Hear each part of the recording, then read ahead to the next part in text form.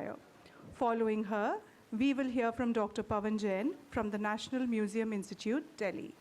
First to speak will be Dr. Llewellyn-Jones. Yes.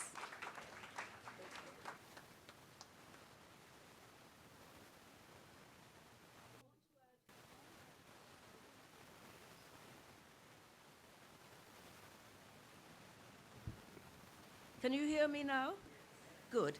I want to add my thanks to those of the earlier speakers, to Darshan and her team, Supam, Mayank, but I have a special reason for wanting to thank Darshan, because I understand she's actually got people to Murshidabad.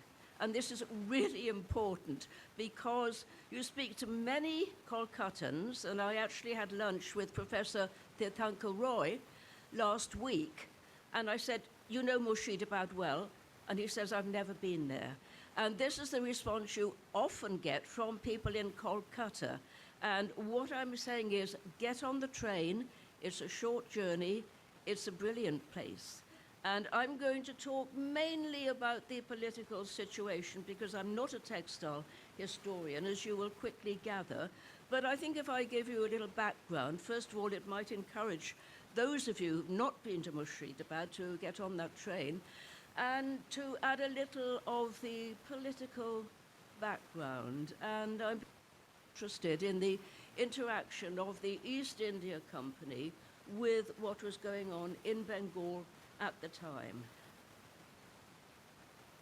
So here we are. Murshidabad was the capital of Bengal for about 70 years. It now tends to be, well, my book on the city was called Murshidabad, Forgotten Capital of Bengal, and this really encapsulates the view that people have towards it today. But look at it then, it was an amazing place. The Bhagirathi River flowing past, the palaces, the mosques, the British residency to one side, and of course the temples. And you can see that trade is flowing up and down easily. So it was a place of great activity. One enthusiastic English writer said it was actually bigger than London. I don't believe him. I think he was being flattering, but it's just to give you an idea of how active it was. And this is all the more striking when you're there today and there's so little activity, perhaps just the odd boat on the river. But look at it, it was a real hub, and it was also a hub for textiles. So that means textiles weren't necessarily created there, but it drew in the traders and the exchanges and the sailors shipping, the factors of the East India Company. So it drew all of these people in.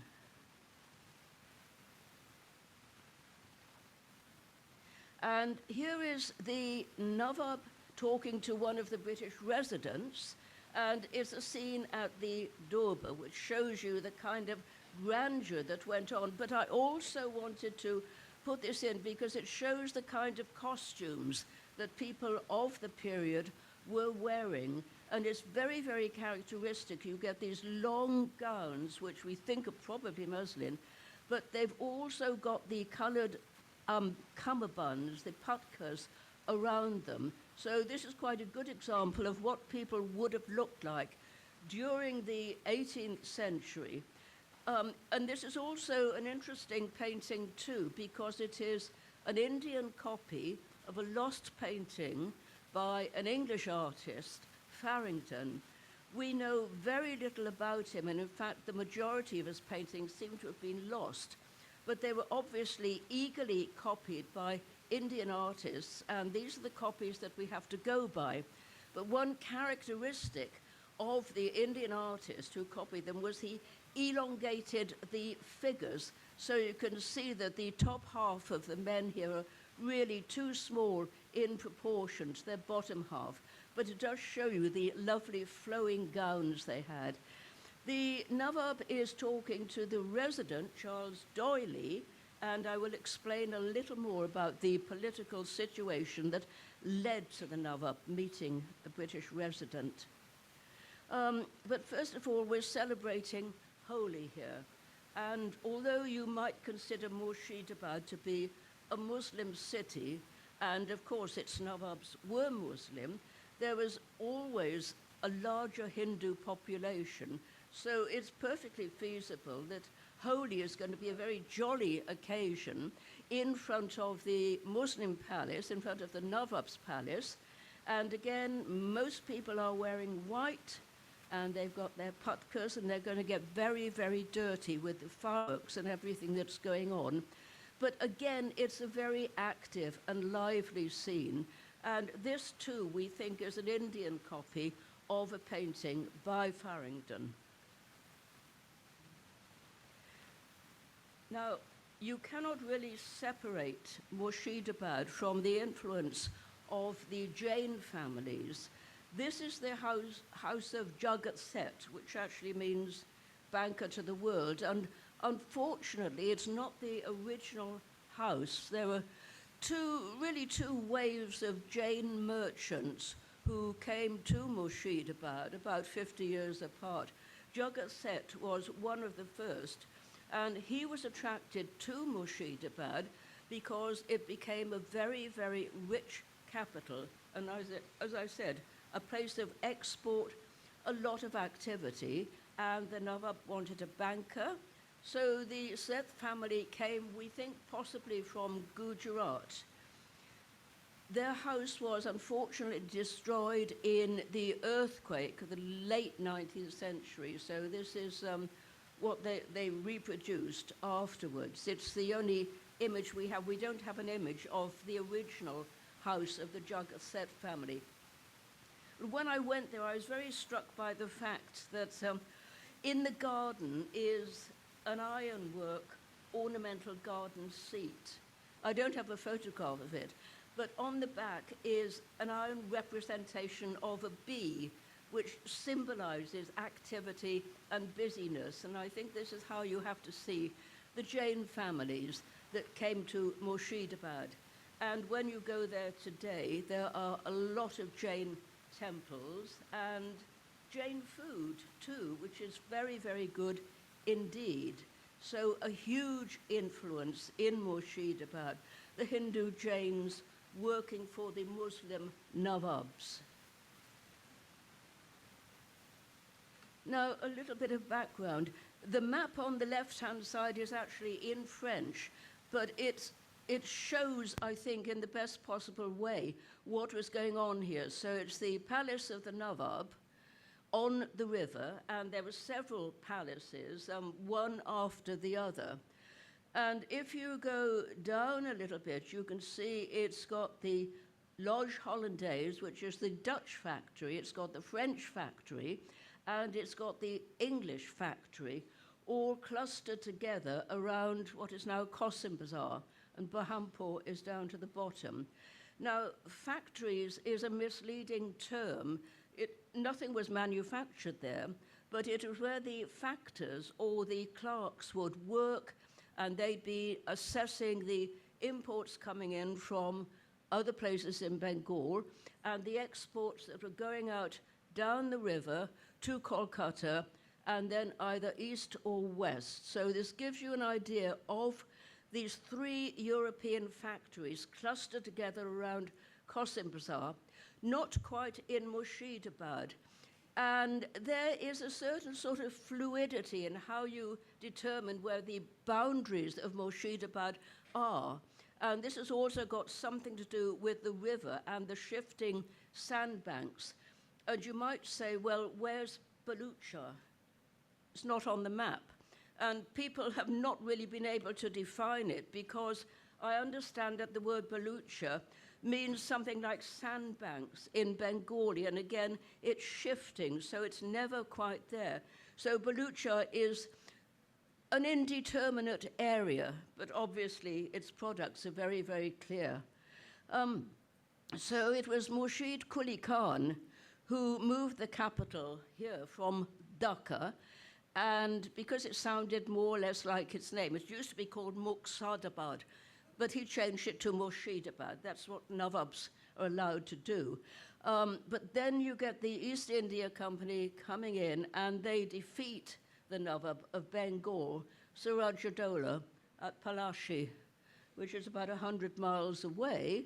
And that's really the end of Murshidabad as the capital of Bengal, because slowly things start to move to Kolkata. Warren Hastings was actually the British resident at Murshidabad for some time, and then he becomes Governor General in Calcutta. And by 1772, he's actually saying Calcutta is virtually the capital of Bengal now, because the administrative functions had started to move, the law courts had moved, and this meant that business moved too. So the Nawabs were left really to amuse themselves, to continue building palaces in Murshidabad, but the center of influence had gone. It had moved downriver to Kolkata. And it didn't help that there was a dreadful famine towards the end of the 18th century, and that actually caused the city to sort of move in on itself, and areas that had been built up, nice houses, merchants' houses, were overcome by the jungle. The people inside simply died, and it said that the animals came in and they actually started eating the corpses of the famine victims. And I don't think the city ever really recovered from that. And it's quite striking today that if you wander around the outskirts of Murshidabad, you will see ruined buildings, which gives you an idea of how much larger the capital was before the famine. What you see today is, I think, really a shadow of what used to be a large city. I mentioned the East India Company. This is the English East India Company. It's important to define it from the other two, the Dutch East India Company and the French East India Company. And this was their factory. As I said, nothing was actually manufactured here, but it was a place of exchange, it was a place of clerks, it was a place of accounting, borrowing money, that kind of thing, and really stocking the ships that were going in and out, dealing with the gumasters, the middlemen who would have been bringing in goods manufactured in other parts of Bengal, packing them up, getting them ready for export. It is a fine house, and interestingly enough, built rather in the English style. There's nothing particularly Indian about this. And the Nawabs, interestingly enough, were quite taken by the English style of architecture, and they were to copy it assiduously. This is a particularly nice picture, and the two separate buildings on either side, one is going to be the cookhouse, the kitchen, and the reason that kitchens were often separated, physically separated, was obviously because of the danger of fire and also heat. The other building could be a stable, but it's quite characteristic to find the main building with two or more ancillary buildings. This is pretty characteristic of architecture of the 18th century by Europeans. I said that the Nawabs were rather entranced with the classic style, if you like, not particularly English. It's Grecian, I suppose, if you wanted to call it that. The Hazardwari Palace, the Palace of 1,000 Doors. Well, as I was discussing earlier with someone who's just been there, possibly about 80, but certainly not 1,000. This was actually designed to be bigger, but I think the Nawab might have run out of money by then. And interestingly enough, it was actually designed and supervised by a Scotsman, General Duncan MacLeod, and he was seconded from the Bengal engineers. This is quite a common pattern in Bengal, in fact, through northern India. A Nawab or a Raja wants something new, wants a new palace, so they borrow an engineer, and it's usually an engineer from the Bengal Corps of Engineers. They do have to pay for them, but they do get something that looks pretty European in the end, and this certainly does. it is really magnificent. There's a little mosque in the end. It stands very, very near to the river. In fact, it's said the foundations had to be exceptionally deep, so they didn't actually flood with water. And it does contain archives, and Subham very kindly went through the archives to see if he could find out anything about textiles, saris, and that kind of thing. And he reports back that the archives really need cataloguing. Many of them are in Persian, obviously, because this was the court language of the time. And in fact, we only found one reference to 6 Baluchi saris that were purchased for a wedding in the 19th century. But my suspicion is that once the archives are gone through, catalogued and translated, we're going to find a lot more about textiles actually in Murshidabad, about their import, about who was providing things, the names of the traders. But at the moment, we're rather in the dark. Now, I put this in because it's not in Murshidabad. In fact, it's a silk factory or filature at Komakoli in Bengal, what is now Bangladesh. And what's interesting is that the English East India Company moved away from buying silk goods that had just come in, that were just, packaged up and exported, and they thought they would start their own silk factories or filatures. And they actually got a number of European experts, not English people, because silk wasn't really produced in England at the time, but it certainly was on the continent. So they employed a number of European silk manufacturers, and they gave them license and a lot of money to build silk factories. Now, this was quite revolutionary. So moving from really a cottage industry, it moves into a sort of big production, full-time.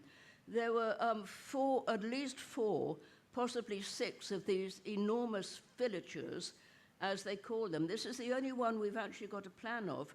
And what struck me about it from an architectural and perhaps sort of social point of view was how enormous this must have seemed to people in Bengal when you consider that the majority of Bengal houses were small bungalows, just one-story, simple bungalows, and then you suddenly see something like this, which is 2 or 3 stories, and that enormous sort of corridor where all the cocoons are being unwound in basins of hot water. And just think about the social impact that that must have had and how it reinforced, if you like, the growing power of the East India Company, foreigners who are coming in and they're building something absolutely enormous. It must have had a huge impact, which I don't think has really been properly explored. As I say, this is the only map or elevations we've got of one of the factories, and all of them have disappeared. I cannot find any remains anywhere. As I say, the majority of them are today in Bangladesh. Whether anyone's looked or not, I don't know. But this to me symbolizes the takeover of the English East India Company, the intrusion, if you like, into Bengal.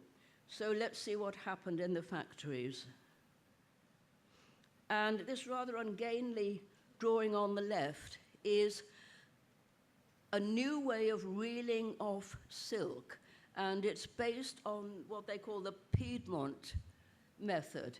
Now, Piedmont in Italy was a center of silk production, and it produced the most beautiful silk, which is why the English East India Company wanted to employ European silk manufacturers, and they did. And this was an absolute revolution. Now, if you look at the picture of the woman spinning on the right-hand side, this is something we can all relate to. She's sitting there and she's spinning away quietly. But once you start to look at this machine, you realize that it's got much more potential to produce more silk, and more importantly, better silk, because it was able to reel off 2 or 3 strands at a time, so you could twist them and they were stronger. The problem with the woman spinning away is she can only reel off 1 strand at a time.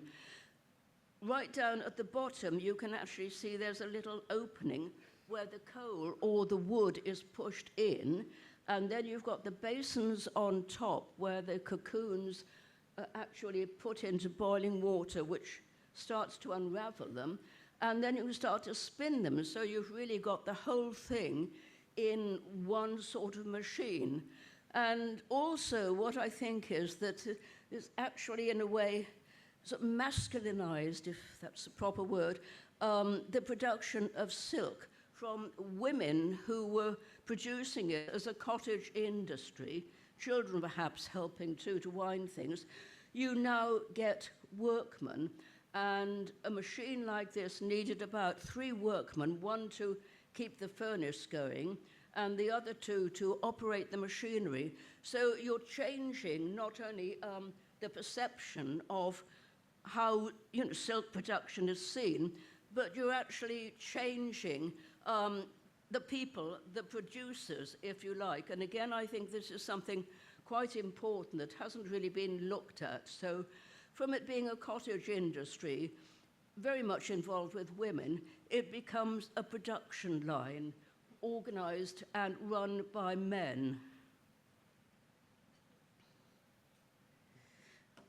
Now, my colleagues know much more about these saris than I do, there's no doubt about it, and you would be familiar with this lovely Balucha sari on the left, but perhaps not so familiar with how it reflects and, in a way, draws its inspiration from temple architecture too.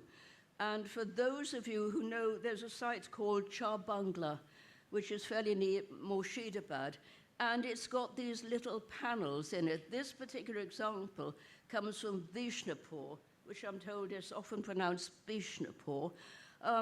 But again, you see how it's divided into panels. These are brick panels on the temple, and in a way, curiously related back to the panels in the sari.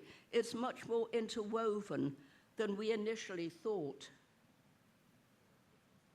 And again, you will be familiar with these, but these really are my favorite images, particularly the one on the left-hand side, the English gentleman wearing a hat. So he's a topiwala, and he's managing to read in a howdah on the back of an elephant, as you do. So that's a favorite. And also, of course, the ones that Rosemary showed you, going along in a train, and trains, again, were another symbol that things were moving, literally, that the foreigners were coming in. They were actually ploughing up the land, and they were laying down railway tracks, and they were very organized about this. And as Rosemary said, the first railway line in Bengal was from Calcutta, and it was going up to Raniganj, to the coal fields. And the idea was that the English needed coal to organize their steamships up and down the Ganges, the river Ganga. They had absolutely no idea how popular railways would be. They really took off, and they had something like 1 million passengers in the first year. They had no idea how popular trains would be for Indians who, for the first time perhaps, were able to visit temples and mosques. And this, I think you can see how enthusiastically trains were taken up, the fact that they are reproduced in saris, and we have another train picture in a minute. So the saris are reflecting what's going on. And this is the final image, I think, and I'm sorry it's a short presentation, but I was told to confine it just to 25 minutes. This is particularly interesting, and I think Dr. Pawan is going to tell us more about this. It is the 3 of the Duga brothers, the Duga family from Murshidabad, and I put this in for several reasons. First of all, it's a very good portrait. You can see they're sitting in different poses. They're fairly relaxed. They've got a splendid carpet at the bottom. It's painted by an Indian artist, but with many references, obviously, to European painting. And I think you can just see in the background at the very top, there's a train going along. And in fact, there is a railway line still across the river. So again, it's the train. They're showing, traditional people, successful people, obviously, wearing lovely jamdani clothes, but, they're aware that things are changing, trains are moving. There's one more image, that's right. And this is the Katgola Palace, which some of you will have seen recently. It's fairly bright, I have to say. There was an English architect who was advising the owners on repairing the palace, and he thought it should be something tasteful, like Pharaoh and Ball, sort of discreet kind of painting. He was horrified when he saw this, but as I pointed out, colors are different in India. They really are. So this is the Katgola Palace, where the Duga family lived, and in fact, some of them still live there. It's sometimes open to the public, not always, but it is just to show you that Murshidabad did manage to survive, though in a different format. And this, I think, is why I would urge people to go there. Though I hope that's given you a very brief idea and enthusiasm to get on that train too. Thank you very much indeed.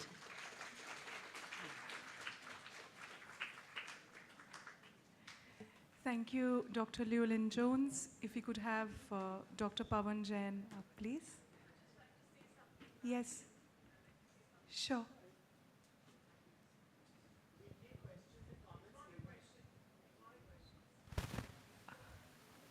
There's a mic right behind you, ma'am. I am Babita. In 2016, my brother-in-law, Sandeep Nolakha, who is the secretary to the Murshidabad Heritage Society, he took me to Murshidabad for the first time. And I found this place so beautiful. In 1 hour, I took 300 photographs. Later, I took a tuk-tuk, because Behrampur is a village which is a place where only Hindus live. Murshidabad is a town where Muslims live. Ajimganj and Jiaganj is a place where only Jain community lives. So in a tuk-tuk, usually there are 7 people who can sit. So when I took the tuk-tuk from Behrampur to Jiaganj, I finally went, and when I landed, I was counting the number of people who are coming out. There were 35 people who came out from that tuk-tuk. So you can imagine the oneness, the togetherness which is there within the people who live in Murshidabad. Thank you. Thank you for that, Dr. Jain. All yours. Thank you. Thank you for that little introduction. I think it will help put many of my visuals in right perspective. So, first of all, I start with very good evening to all the esteemed guests, and my congratulations to Darshan, Mayank, and team for putting up such a spectacular show here. And also, I want to thank them for inviting me to contribute a chapter to this fabulous book that we all saw the launch of yesterday. Okay. So, the Sheherwalis, the very title actually, the enigmatic title, I would say, at once brings to mind the grandeur, opulence, and a style of living beyond any measure of luxury. You have to experience it to believe. Some of us were fortunate to have gone through some of the ordeals of their extraordinary hospitality in the first part of this week. And as Rosalind just said, and those of you who have not been there, there is another opportunity after the symposium. So please do go and visit and see the place for yourself and enjoy that environment. Okay. So who are these Jagat Seths and Sheherwalis? Right. So the Jain community in Murshidabad emerged through two migration waves from 1700 to 1765. The Oswal Jains, led by the Jagat Seths from Marwar, Rajasthan, dominated as merchant bankers. After 1765, Rajput Jains, descended from warrior castes, migrated from Rajasthan seeking better opportunities. They started as financiers but soon became zamindars, settling in suburbs like Azimganj, Jiaganj, Lalbagh, Nasipur, known as the Sheherwalis or the city dwellers. They replaced the Jagat Seths as symbols of wealth and influence, shaping the region's economic, political, cultural landscape for centuries. Yeah. You have just seen this slide. So this is, of course, about the Jagat Seth Palace. Murshidabad, with its fertile land and skilled craftspeople, became a prominent trade hub under Mughal rule, producing silk, muslin, jute, ivory, and bell metal.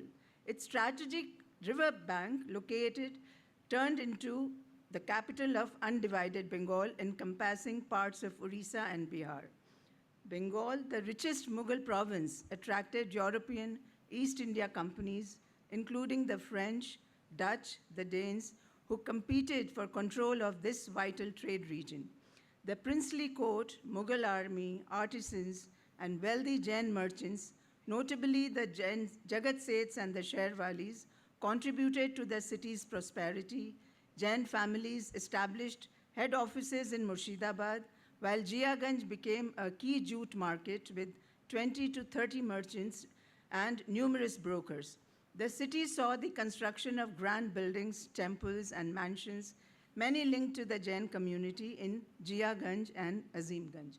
So as we were just told that it's very difficult to locate Baluchar as of today, but I'm told that Jiaganj, which is across the Bhagirathi on one side, earlier Baluchar was that place where Jiaganj is today. So the Jagat Seths traced their roots to Hiranand Galara, an Oswal Jain from Nagaur, Marwar, who became a successful banker in Patna. His son Manik Chand moved to Dhaka and later played a key role in relocating Bengal's capital to Murshidabad under Nawab Murshid Quli Khan. Appointed Deputy Diwan, Manik Chand managed Bengal's revenue collection and treasury while serving as the Nawab's personal banker. His banking network supported the Mughal Emperor, the Bengal Nawabs, and the English East India Company, earning him the title Jagat Seth, reconfirmed upon his successors until the late 19th century. The Jagat Seths wielded significant political influence, managing revenue administration and employing trusted agents from the Jain community in Bengal and beyond. The Jagat Seths' travels to Delhi and their patronage of religious causes attracted Jains from Rajasthan and Western India to Bengal, marking a second wave of Jain migration. After 1765, Rajput Kshatriya Jains were drawn to Murshidabad's economic opportunities in trade and banking, inspired by its prominence in silk, muslin, ivory, and agriculture. Initially following the Jagat Seths model, they established their independent financial networks and settled in Jiaganj, which erstwhile Baluchar, and Azimganj, forming the Murshidabad Sangh, known as the Sheherwali Jains. Their business trips to, and this is where the name comes from, their business trips to the city earned them this title. They embraced local customs, evolving into a distinct and prosperous community. The Sheherwali community's philanthropy earned them prestigious titles like Raja, Kaisar-e-Hind, and Raj Bahadur, making Murshidabad home to the largest number of title holders in India at that time. Notable figures included Raja Bijoy Singh Dudhoria, Kaisar-e-Hind Narpat Singh Dugar, and several Rai Bahadurs such as Lakshmipat Singh Dugar, Meghraj Kothari. Many served as honorary magistrates, commissioners, and municipal chairmen, including Rai Bahadur Manilal Nahar and Raja Bijoy Singh Dudhoria. The community's 5 leading families were the Dugars, Dudhoriyas, Nahars, Kotharis, and Navlakhas, and some more, of course, the Singhis, etc., with a peak population of around 100 Jain households. The Navlakha family that's we are looking at migrated from Bikaner, Rajasthan to Azimganj in 1752. Babu Dhanpat Singh Navlakha, grandson of Gopal Chand and son of Gulab Chand Navlakha, became an honorary magistrate in 1903. Upholding Jain traditions, he made significant contributions to social causes. In recognition of his philanthropy, he was awarded the title Rai Bahadur in 1910 by the Viceroy and Governor General of India.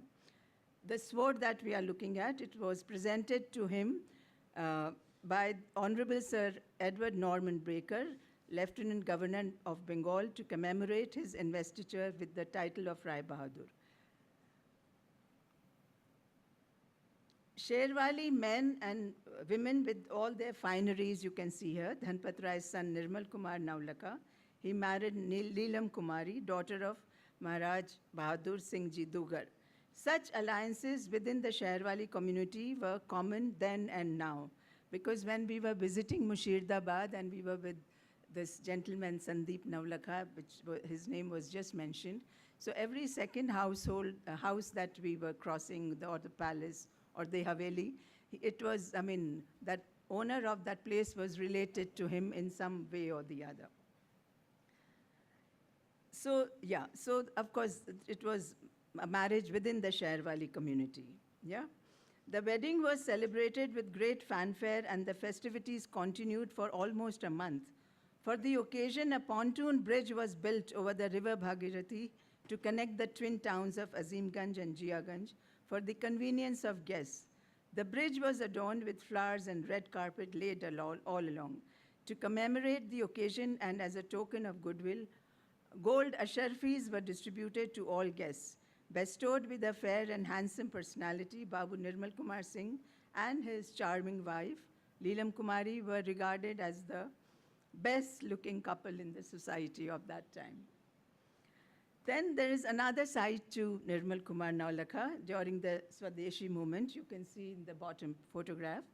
And this is the letter which Mahatma Gandhi sent to him after he had presented a cotton yarn spun by himself. Influenced by Mahatma Gandhi and with a desire to boycott foreign businesses and encourage homemade clothes, he opened a khadi outlet in his residence to sell indigenous clothes at subsidized rates. To set an example, he discarded his wardrobe comprising of foreign clothes in preference to homespun khadi, which was termed as the Desi Bilaiti Jhagda, or better known as the non-cooperation movement. He contributed extensively to Khadi Pratishthan in Calcutta and similar organizations in state of Bengal and outside. He started various handlooms to revive the world-renowned Murshidabad silk industry in his zamindari. Having distributed charkhas to foster and promote khadi weaving, he himself used to spin yarn in his leisure time. Blending Rajasthani and Bengali influences to create a distinctive fashion. These are the portraitures of some Sheherwali men and women. The lady from Nahar family here, you can see, is dressed in a typical Bengali style sari and blouse drape. The man is from Singhi family. So the yellow kurta picture that you see was shot few years back. The Sheherwali community's attire blended Rajasthani, Nawabi, and Bengali influences, creating a unique style. Men replaced traditional bagas with kurtas, pleated dhotis, and embroidered shawls, pairing them with Bengali-style turbans and Rajasthani mojaris. So you are seeing Tushar Singhi here from the Singhi family. And surprisingly, yesterday, he walks in the same attire to see the exhibition. And what was the difference? The mojaris had been replaced with pump shoes, which of course later also became in vogue due to the British influence, yeah. So women actually transitioned from lehengas to saris, evolving their draping style and adorned themselves with meenakari, jewelry, and Bengali bindis. Embracing their Jain values, they popularized ahimsa silk, a non-violent alternative. I hope most of us know about it. As financiers of the silk trade of Europeans, the Sheherwalis added to their wealth, combining their banking expertise with cultural refinement. So the picture in white kurta that you see in the center was shot just yesterday evening. Yeah.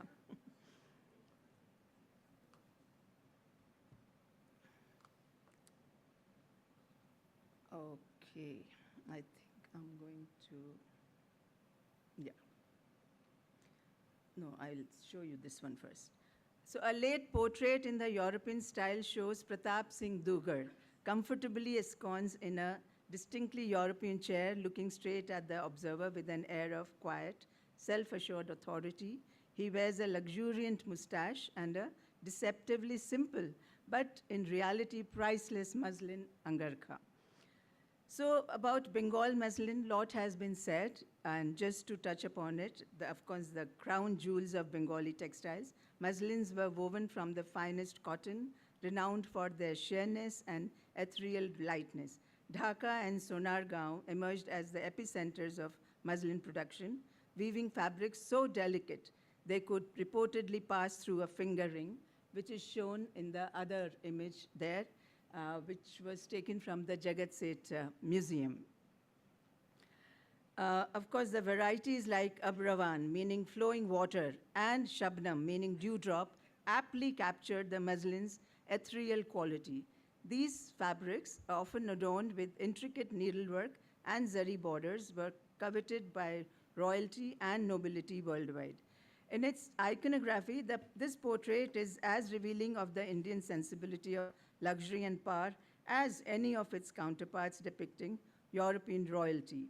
Portraits of the family in court show retainers also dressed in European-style livery.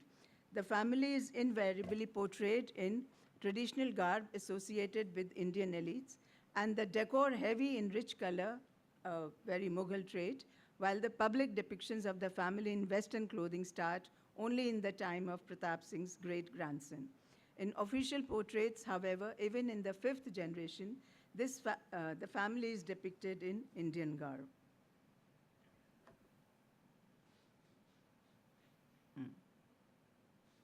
Yeah. We've already seen this image.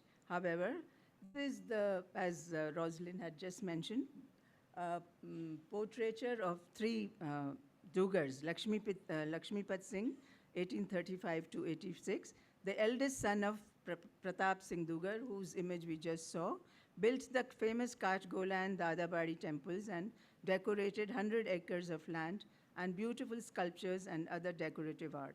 The family built 2 colleges in Jiaganj, a community hall in Kolkata Jain Bhavan, a dharmshala and a printing press in Azimganj to print Jain Agams, the sacred books, reflecting his clan's sensibility of and pride in its royal origins. Pratap Singh and his descendants lived a lavish lifestyle that reflected a combination of munificent charity, grand public spectacle, and the need to signal the family's successful ascendance to power and under British supremacy. And yes, of course, you can see the steam train in the background, an indicator of changing times. The architecture is Rajput with the marble railings and the jalis that you can see in the background.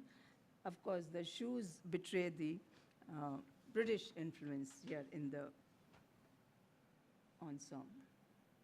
Yeah.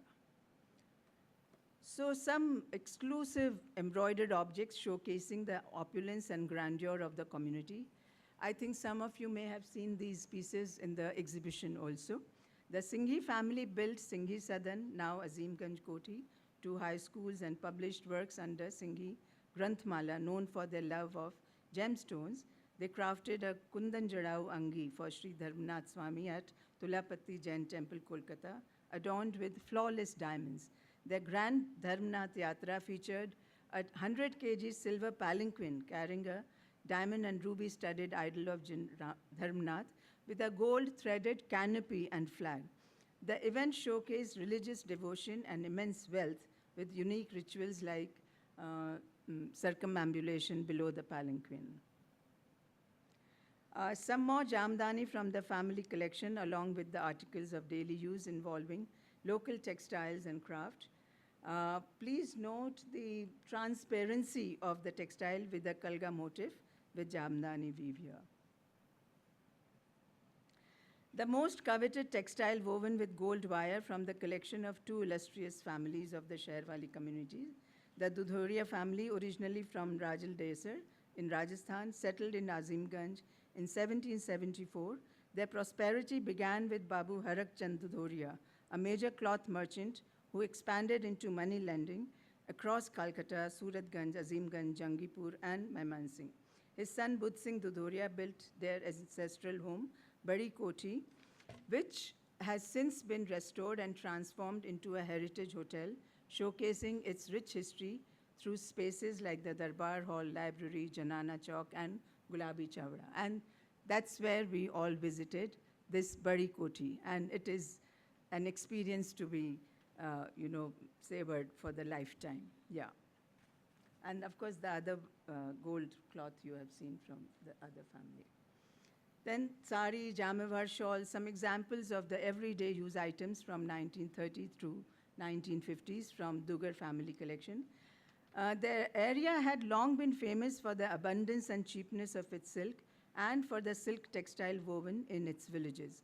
It was home to Gujarati and Marwari Jain traders, Armenians, Iranians, Arabs, Jews, Siddhis from Abyssinia, Dutch, English, French, and Danish merchants, all of whom had come here to make their fortunes. Jain silk merchants had been active in the Murshidabad region since the 17th century. Bengal silk in the 18th century, silk weaving flourished, particularly in Murshidabad, the epicenter of this luxurious industry, famous for its tanchoy silks interwoven with gold and silver threads. Bengal silk varieties were epitomes of opulence, Balucha saris richly depicting mythological scenes, and the colorful fulia silks adorned with floral designs were other notable varieties. These textiles are from the Jagat Seth's Museum in Jiaganj. The two Baluchar sari panels from Dugar and Singhi households. The origins of the Baluchar weaving tradition likely trace back to the arrival of skilled weavers from Western India, specifically Gujarat, following Murshid Quli Khan's decision to relocate his capital to Murshidabad in 1704. By this time, Jain silk merchants had already established a strong presence in the Murshidabad region. Bengal silk yarn had long been a coveted commodity in Gujarat's vibrant markets. Sensing the growing appetite for luxurious silk textiles among the courts and the Hindu aristocracy, these merchants may have brought advanced draw looms from Gujarat and encouraged expert Gujarati weavers to settle in Murshidabad. This theory finds support in the striking similarities between the Baluchar saris and Gujarat's iconic Asavali brocaded silks. Both textiles share intricate bird, animal, and human motifs, as well as a distinctive twill-like texture in their patterned weaves. The unique enamel-like finish achieved by Baluchar weavers using thick silk floss to fill motifs mirrors the artistry also seen in Asavali saris. Furthermore, the elaborate designs on Baluchar anchals, the decorative end panels, seen tailor-made for the Gujarati draping style, where the pallu elegantly falls forward, as opposed to the Bengali tradition of wrapping it over the shoulder. As you can see very clearly, on one side is the Baluchar sari and the other side is the Asavali sari. Curiously, the alignment of anchal motifs further hints at a Gujarat influence. When worn in the traditional Bengali style, these motifs appear inverted, but when draped the Gujarati way, they align perfectly. Perhaps another nod to the cultural exchange that shaped this exquisite textile tradition. The Jagat Seth's temple building in Murshidabad and Sammet Shikhar pilgrimages and religious patronage inspired the Sherwali Jains to emulate their example, cementing a strong Jain presence in early modern Murshidabad. Today, the Azimganj, Jiaganj area hosts about more than 12 active Jain Shwetambar temples, transforming Murshidabad into a near Jain Tirth. These temples fostered a unique Jain visual culture that has shaped Jain identity in Bengal over the past 250 years. Over time, banking, trade, and jagirs, and later zamindars acquired under the permanent settlement enabled some of these families to become prominent in various acts of Jain piety. The bhandars, or the Jain libraries of some temples, are reported to contain a great collections of old texts, since Murshidabad was for a while a center of Jain manuscript collectors. There were gold and silver coins that were minted by Jagat Seth. As we say lightly, ki unka sikka chalta tha. And literally, these coins, these silver and gold coins, were minted in his mint, Jagat Seth's mint. The Sheherwalis pioneered the use of hundis, which is very, very important, bill of exchange or promissory note, as we know them as today, for transactions, and established one of the region's first jute mills, gaining prominence in business associations. They built grand homes and contributed to society by funding temples, dharamshalas, hospitals, and schools, including Murshidabad's first girls' school, founded by a Sheherwali community. I was amazed to discover this marble piece on your left that you can see from a Sheherwali house. It is interesting to note that the archway we see carved in marble is an exact replica of the section of archway from a Jain stupa at Kankali Tila, Mathura, which was dated 1st century CE. So such was the religious fervor that they were following. Yeah. So the Timpanang, of course, now in National Museum, although crowded with various themes, but the essential characteristics of the stup are maintained here: cylindrical drum, square railing on top, and a chhatra. Both sides are intricately carved, 3 semicircular panels decorated. On top, group of devotees approaching a stup. In front are 4 platforms with ayak pattas on top. Below there is a wheeled carriage. The ends have fish-tailed makaras, the mouth of which is being opened by a man. There are men on the back of composite animal with fish tails and serpentine bodies. The reliefs are engagingly lively but highly expressive and in their devotional intensity. So we are looking at the manuscript book covers, the Jain religious manuscripts, and these are the book covers that were embroidered in Zardozi, made on velvet. So this is found from the Nahars. The Nahars and Oswal Jain family trace their lineage to the Parmar Kshatriyas, with Rai Bahadur Sitab Chand Nahar of Azimganj as the 81st descendant. Their mansion, Aina Mahal, remains the family residence. The Nahars, prominent Jain bankers, operated in Azimganj, Baluchar, and nearby areas. Kharga Sinha, a later descendant, expanded their business to Azimganj, Dinajpur, and Kolkata, and built a temple dedicated to Chandraprabhu and a dharmshala in Dinajpur, reflecting their religious devotion. So we have encountered some of these religious textiles from the Sheherwali Jain communities. What we are looking at on the screen are the 14 auspicious dreams of the Tirthankar's mother, which are elephant, bull, lion, Lakshmi, garlands, full moon, sun, flag, vase, lotus lake, milky ocean, celestial plain, heap of jewels, and a smokeless fire. I think I will not get into explaining each one of them separately.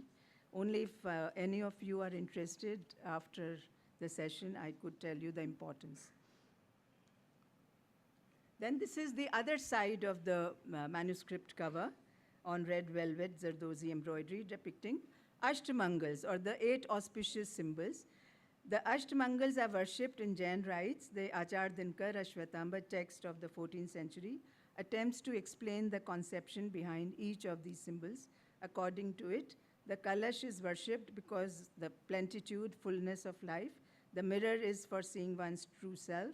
The Bhadrasan is worshipped as it is sanctified by the feet of the blessed Lord.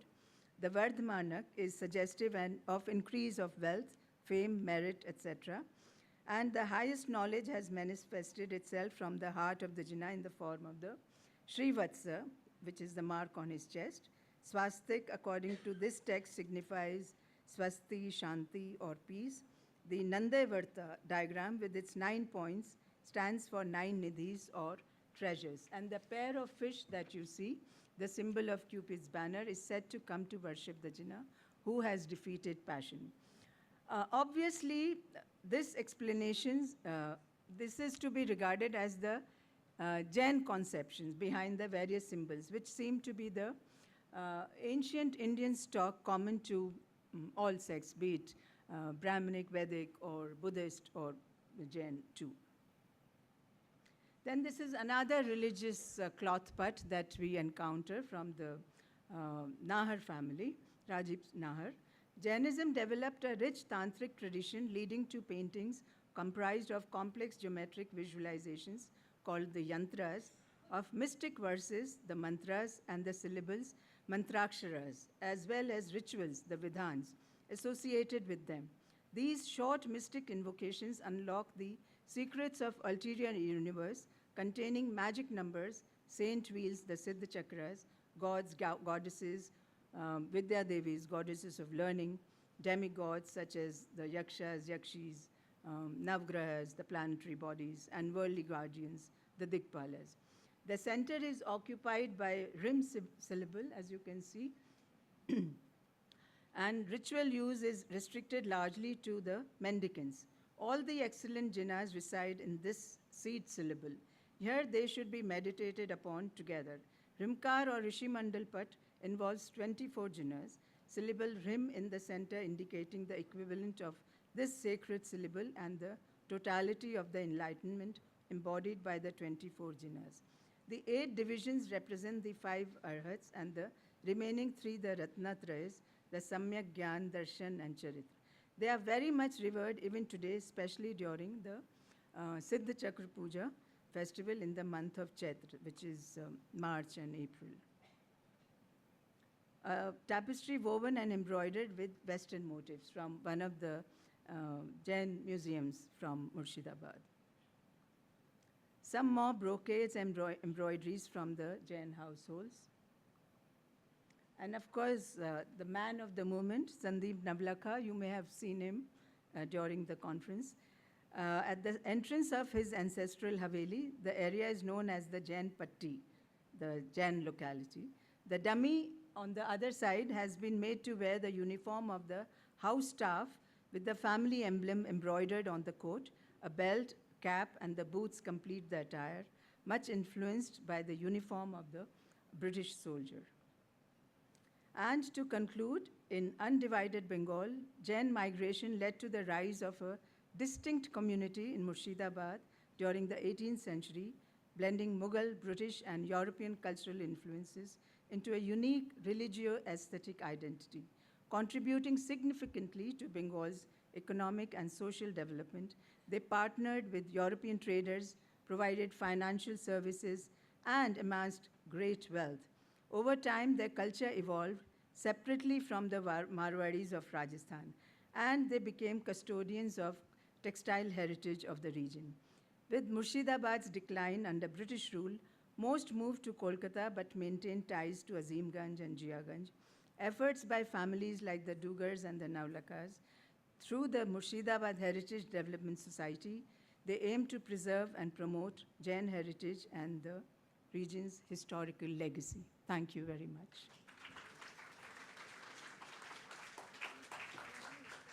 Thank you. Thank you, Dr. Jain. I would request you to please stay on stage for question and answer session. Dr. Llewellyn-Jones, if we can have you up. Thank you. That was wonderful. We can have the hall lights back on if you want, so that we can have questions from our friends in the audience. Yes. Can you hand the mic to her, please?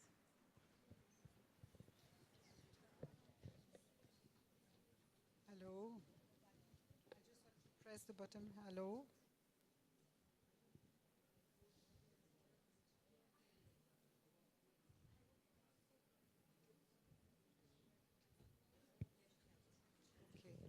Okay. Hello. Dr. Jain, I am Prishit Singh. And just a little question. How did the Jain community got to be called Singh, which is rather an attribute of the Kshatriyas and the Rajput, etc., or later on the Sikh community? And so I'm curious to know how they got called Singh. As I had mentioned, there were two waves of migration. First were the Jagat Seths from Marwar, Rajasthan, Oswal community. And the second wave, around 1765, that happened by the Rajputs of Rajasthan, those who were still following Jain religion. Okay. So by caste, they were Kshatriyas, but by the religion, they were Jains. So that's how the Singh They were yes. converted. They were Kshatriyas. Okay, Yeah. okay. Thank you. Thank you.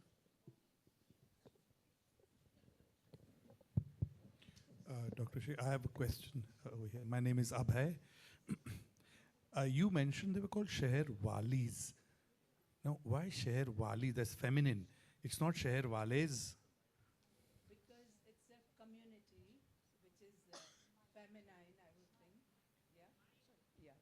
Yeah, I think it's a grammatical thing. Like, for instance, my name is Pawan, and lot of people come and ask me, how come your name is Pawan? It's a male name. And I say, Pawan behti hai, Pawan behta nahi hai. So similarly, when we are talking about a community, it is Sheherwali community, hai na? But No? Sheher Wali Yeah. is from the city folk, isn't it? So, interestingly, they stayed, their houses or the palaces or the kothis were in the suburbs of Murshidabad, Azimganj, Jiaganj, Qasim Bazar, etc. But they went to the city to do business. And that's how collectively they were called the Sheherwali communities. Because Sheher means city. that's right, yes. That I So they understood, went but to the Wali, city I to got do it. business. So that's where the nomenclature is coming from.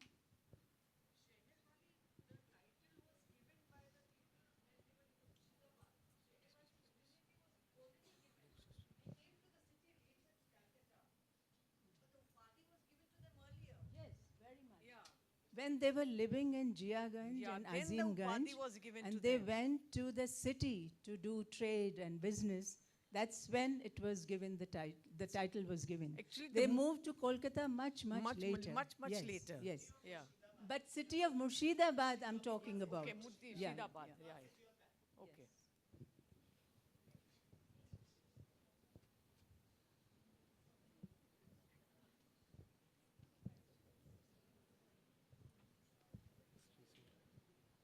I have two questions. Hi, I'm Shubham.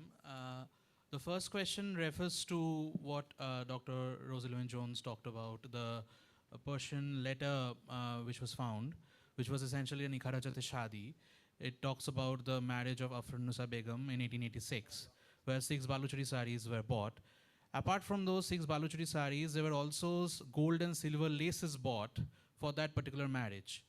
So my question is, do you think that specific workshops were set up in Murshidabad to work on those silver and gold laces, which were which are seen all around the different textiles of Murshidabad? The second question refers to whether there are any documentation or records that can suggest, that can tell us more about the history of jute and its connection to the Sheherwali Jain families, as well as Murshidabad. Because in the field research that we conducted, we came across memories of these jute factories in Azimganj and Jiaganj. However, we didn't find any documentation to substantiate that. Any insights on these would be really helpful.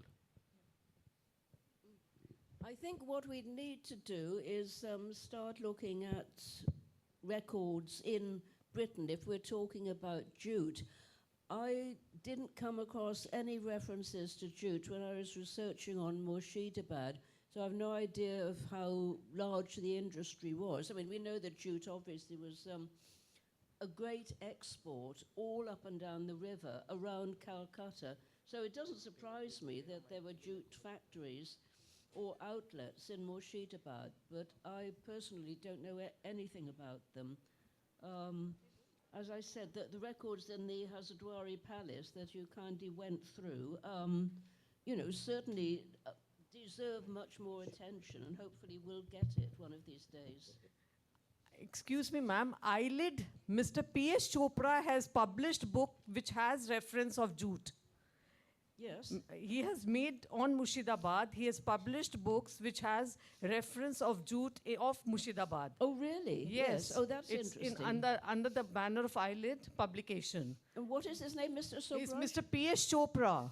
Okay. Who is the president of Murshidabad Heritage Society. He has made some publication and research he has done on the jute concepts, which the question he's talking about. Okay. The books have been published. Good. I'm delighted to hear that. I'll look them up. Thank you. Thank you.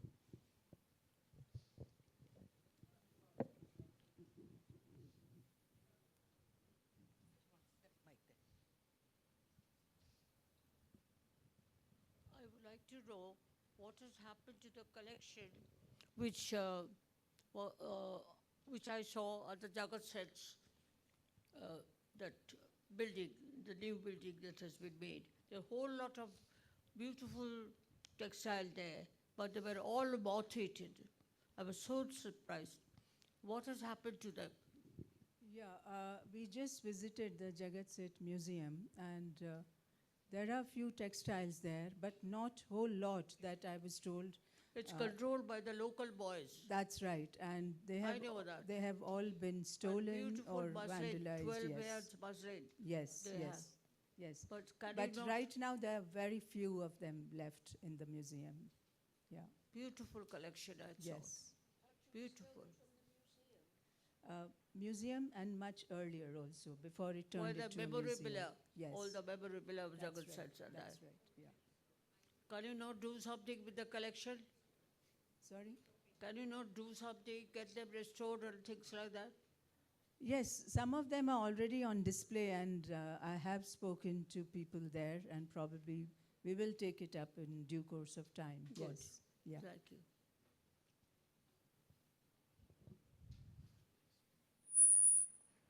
Any other? I think we don't have any more questions at this point. Just that I think the point that Rubidi made is also something that a lot of us were thinking, that conservation has to go along with collection. Today, we will not formally, first of all, thank you, Dr. Jain, and thank you, Dr. Llewellyn-Jones. If you want to take your seats back in the audience, if somebody could please help. I'm so sorry. We will not be formally closing the sessions for today. For the interest of those who will be joining us for the first time tomorrow, and for those who are here, tomorrow we start with a summary of today's presentations, and that's how we start day 2. You are now invited to have tea while a film screening will take place here. It's going to keep running. The documentary is titled Threads. It's directed by Kathy Stevulak and touches on women's economic opportunities and social inclusion, artisan enterprise and entrepreneurship, indigenous design, historical influences for contemporary design, and sharing talents for a better world. It depicts the life of Suraya Rahman, a visionary leader in Bangladesh who frees herself and hundreds of other women and families from poverty and social hardships by creating timeless works of art. Also, exhibition curator Mayank Mansingh Kaul will lead a walkthrough of the exhibition in about 20 minutes from now. This will be for a duration of about 30 to 40 minutes, followed by the evening's performance starting at 6:30. There is an important announcement before you leave. This card that you have on the lanyard, this will be required for entry to the amphitheater because there is no separate registration. Without this, this serves as your ticket. So without this, you will not be allowed entry. So please be mindful of this. Thank you so much. Tea is served and the walkthrough in about 20 minutes. And oh, we've started the movie. So will we keep running it? Yeah. Okay. Okay.